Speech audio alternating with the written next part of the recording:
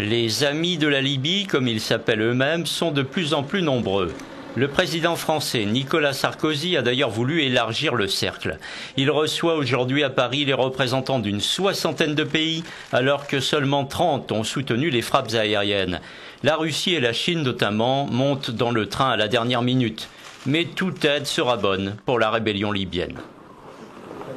Aujourd'hui, il faut aider le Conseil national de transition parce que le pays est dévasté, la situation humanitaire est difficile, il y a manque d'eau, manque d'électricité, manque de carburant. La Libye est potentiellement un pays riche. Elle a d'ailleurs des avoirs gelés qui ont été plus ou moins détournés par le précédent régime. Nous sommes en train de les dégeler. La France, par exemple, vient d'obtenir l'autorisation de verser 1,5 milliard d'euros qui appartiennent aux Libyens. C'est pas de l'argent français, c'est de l'argent libyen au CNT pour qu'ils puissent s'engager à la reconstruction.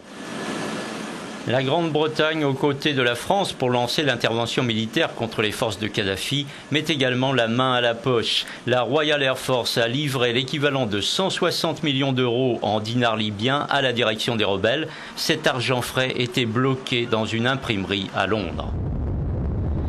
Mais le Conseil national de transition sait bien qu'on n'a rien sans rien. Le journal français Libération révèle aujourd'hui qu'au début de la révolution, la rébellion a promis 35% du pétrole libyen à la France en échange de son soutien militaire.